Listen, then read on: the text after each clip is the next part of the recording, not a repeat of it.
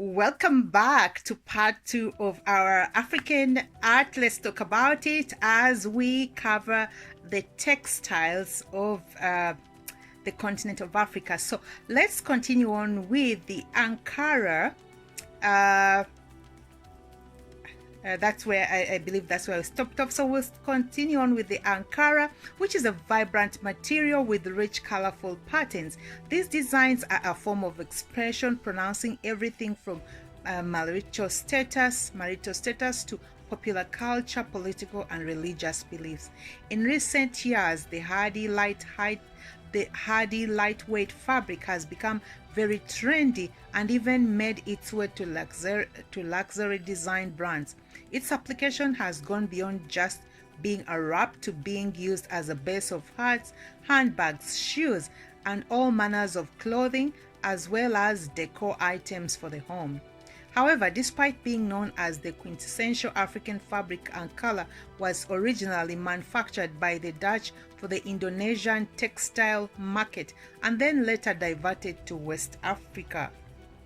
Today, Ghana and Tanzania produce locally made Dutch wax fabric, but at the top of the pile is Vilsco, who manufactured this product in Holland. China is also a current producer. Okay, so I think this is a common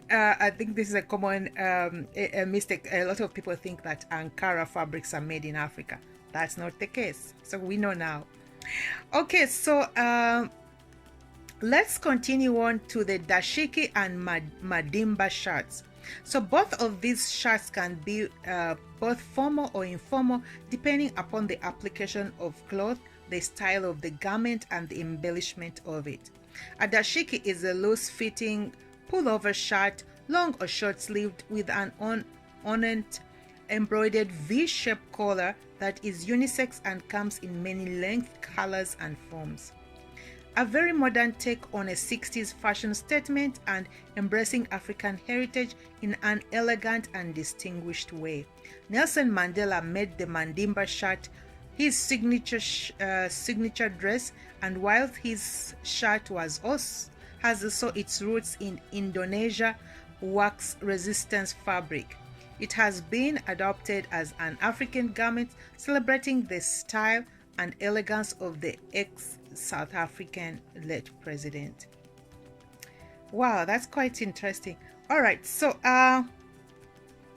we're gonna look at next. We're gonna look at some of the methods in detail. We're gonna look at some of the methods in detail in modern African textile.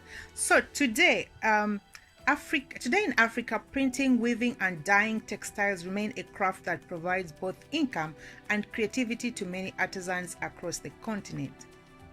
There are married designers, workshops, and cooperatives who produce either handmade fabrics or minimum order length of special projects or retail gift shops. Smaller scale semi-industrial enterprises can run a length of anything from 200 to 1,000 meter length for a special order. The product can be used for retail sales or developed further into fashion garments, furnishing textiles, or home decor. Let's look at the Abantax Orange Batik Vintage collection. Abantax has a collection of modern Adair fabric which is hand-drawn and hand-dyed in Nigeria. Since each fabric can be made of any mix of symbols that tell a story, these clothes can be seen in an art piece, unique and individualistic and contemporary in their hues. When a designer collaborates with a skilled craftsman, then all sorts of amazing adventures are realized. So below are some of a few of absolutely making a difference not just to textile design but also to community welfare, as well as keeping alive the skills of countless years of tradition, thus ensuring communities of valuable African culture and economic asset. Now let's look at the weaving. This is an artist. We're gonna look at this is an artist in an artist of modern textile in who comes from Senegal. His name is Issa Dione, who was born in Senegal and lives in Dhaka, and works with interior and fashion designers all over the world, who recognize how successfully she incorporates ancestral manjakwe techniques with innovative and original interpretations of this craft, creating truly modern woven fabrics of furnishings, furniture, and fashion. In 1993, she formed her company named ADT, starting with just 3 master weavers. Incurring many challenges along the way, she has survived to employ 100 weavers who work with modified looms, which can weave wide width fabrics for the furnishing and upholstery businesses. Wow, she has beautiful work. Okay, so the other artist we're going to look at is Atem and Echo Yarns from Ghana. This is a very modern co-op, the merger of master Kante weavers and suppliers of Tencel yarn to Ghana. Their fabrics are upholstery weight, a combination of silk and Tencel and cotton. Beautiful. Okay, the other artist is Hannah Getachew from Ethiopia, and the company is Bole Road Textiles. I hope these companies are still around. Having left Ethiopia 3 years ago, Hannah Getachew returned as a youth adult, feeling intensely inspired and connected to her heritage. So she set up a Bole Road Textiles with the commercial design side operating in Brooklyn, New York, and the artisan production counterpart set up in Ethiopia. Wow. So her designs and concepts are based around the wealth of natural beauty and culture existing in Ethiopia, and are formulated by Hannah, then digitally sent to Ethiopia for weaving into fabric. Traditional motifs are used, recolored, reshaped, successfully reinvented in modern interpretations of today's contemporary market. Beautiful. It's actually beautiful. Okay, so the other artist we're going to look at is Gilbert Bobo Ahiagabo. This artist was born in 1944 and unfortunately passed away in 2012 from Ghana. He was an airway artist and master weaver.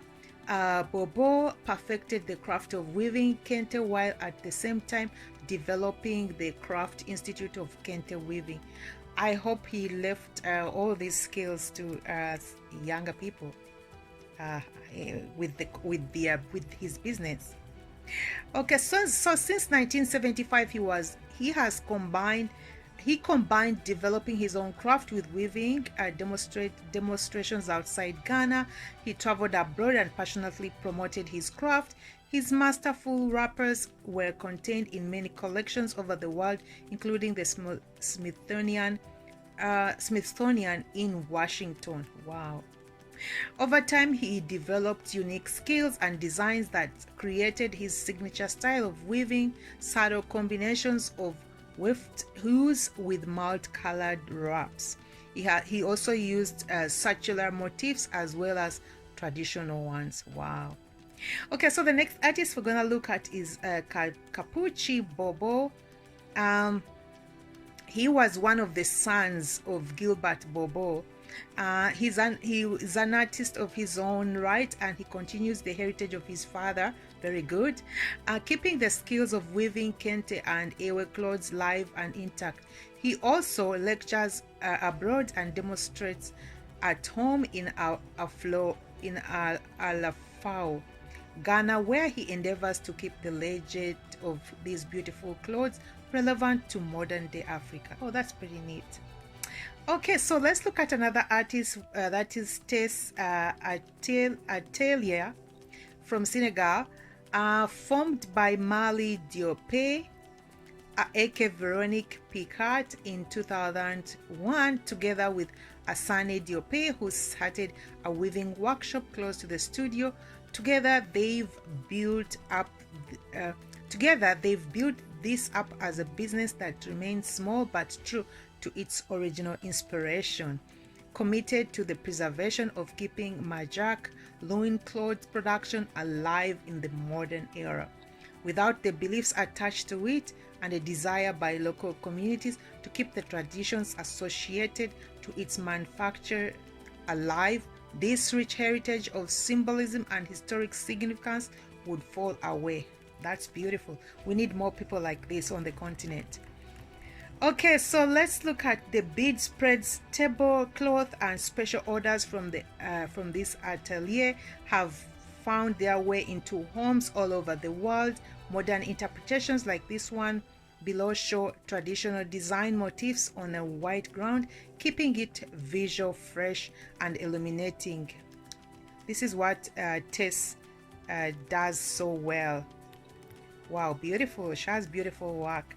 If you get a chance, Google these artists, you will see some of their work. Now let's go to dyeing. We have the artist who's specifically doing this is from Mali by the name of Boubacar Boumbia. And he's from Ndoma, Mali. He's part of the revolutionary group Bogolani Kasoboni, an artist collective formed in the 1970s who researched and explored the predominantly female art of fabric dyeing and weaving. Founding member Boubacar Doumbia has become today a leading proponent of the contemporary Bogolian production in West Africa. Okay, taking it back to its roots and honoring the craft of dyeing with natural plant-based dyes and hand-painted designs covered with mud straight from the River Niger, he has recently worked on a collaboration with Habitat UK to create a fabulously graphic and urban-based motif range of textiles to be used in manufacturing products. Further to that, and far more reaching, Doumbia has developed a social enterprise in the village of Segu called Ndomo. Here, in his architecturally distinctive environment, he has set up a 10-year program for young males to learn and practice not only the technical skills to carry the traditions of Bogolani dyeing and printing, but also the entrepreneurship skills to create business of their own. Smaller width of fabric are hand woven on site, while wider cloths are developed in looms. The dyes used are earth, vegetables, and indigo. The cotton is locally grown, and the mud from the Niger has all the iron required in it to turn the dye black. 3 coats for black and 2 for gray. That's amazing. And it's actually beautiful work. If you get a moment to Google it, you will see what we're talking about. Okay, so the other artist that we're gonna look at is Aissata Namako from Bamako, again from the Ndiguyisawo cooperative. As Aissata Namako heads up Ndiguyisawo cooperative in Bamako, Mali. The enterprise produces work for more than 100 women based on Bogolan indigo tie dyeing. The women's skills in crochet, weaving, spinning, cutting, sewing are further developed. All these fabrics are beautiful, guys. You need to check them out. Primarily 100% cotton, the atelier makes up cushion covers, bedspread, bags, scarves, clothing, etc., using traditional methods of dyeing but injecting new designs and motifs for a more contemporary look. Okay, so the next artist we're gonna look at is the Kofa Mata, who does dye pit. The Kofa Mata dye pit. Sorry, I beg your pardon. This is another form of dyeing. It's not the artist. This is another form of dyeing called the Kofa Mata dye pit, which has existed in Nigeria since 1498, and it still operates, although only just over half of the 100 saw pits are currently used. Pits are passed down from generation to generation and tightly managed, while the expertise and secrets of indigo dyeing of African textile are closely guarded. Very smart. In general, fabrics are dyed in holes below the ground in solutions made from mixtures of water, ash, and dried indigo twigs. Frequent dips of the cloth are required for particular depth of color to be achieved. Wow. Okay, so we're gonna move on to print. Now this print is by the artist who's into print is Nikes Davis Okudaye from Nigeria. Chief Nike Davis Okudaye was born in Kogi State, Nigeria in 1951. To a cultural family of musicians and skilled artists. Her grandmother was particularly influential in nurturing Nike's interest in textile and the art of dyeing, printing, and weaving, especially indigo and adire. She spent a lot of time in Osogbo,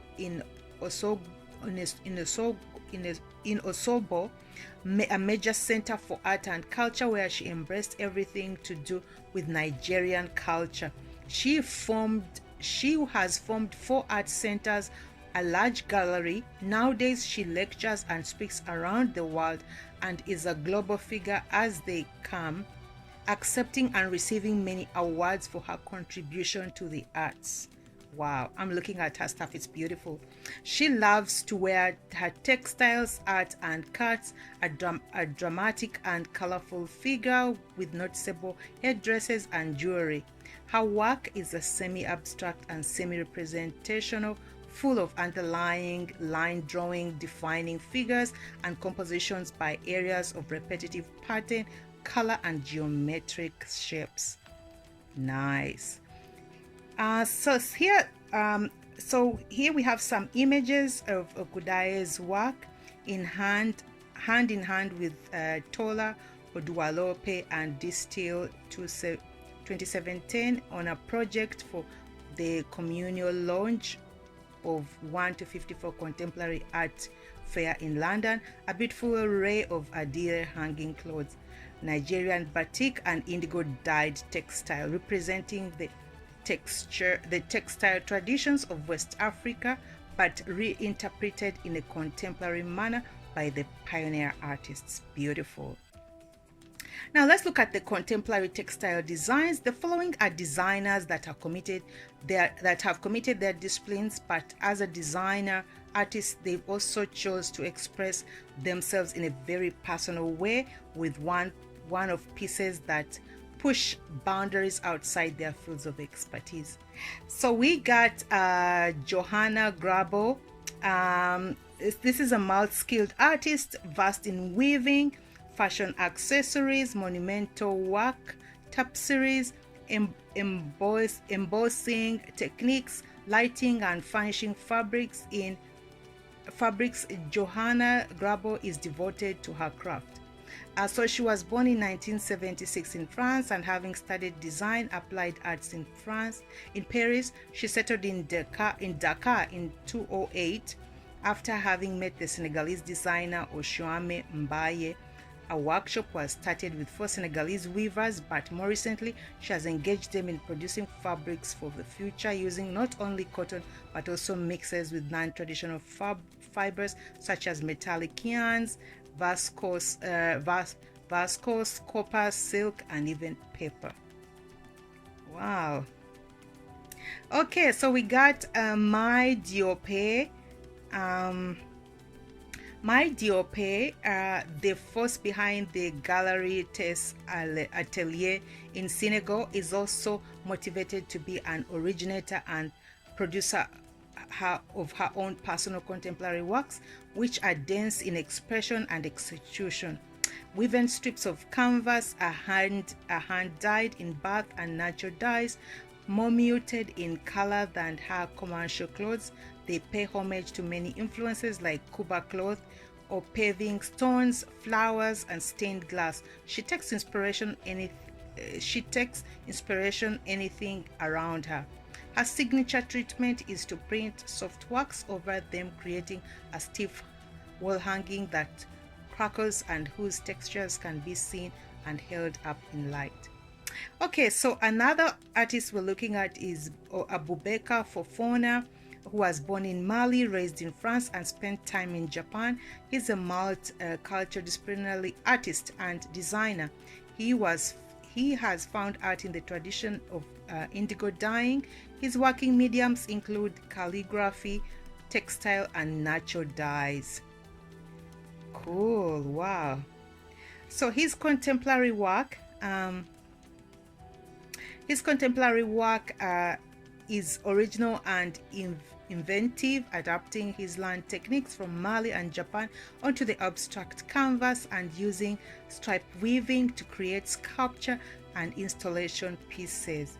While greatly absorbed with reinventing and redefining West African textile into glamorous textiles and exciting installation projects, he has his feet planted firmly in the soils of Mali. He is involved in creating farm community in the district of Sibe, where he hopes to successfully farm the two types of indigo that exist in West Africa and rebirth fermented indigo dyeing. His permaculture model includes a model based around local food and medicine, as well as indigo and cotton cloth. All right, so I believe we've come to the end of our African art. Let's talk about it. Textile version. If you have enjoyed this and you'd like to see more content that relates to African art, please subscribe. Follow us on whichever platform you are so you don't miss our next episode of African Art. Let's talk about it. This has been read to you by yours truly, Christine, by courtesy of Exhibit Africa Ubuntu Initiative, compiled by contemporaryafricanart.com if you want to check them out. Please don't forget to check out our website, which is on the link, which is in the link or in the profile, based on whatever platform you're on. And also, please don't forget to subscribe to our YouTube channel. Until then, it's been a pleasure. See you then. Ciao for now.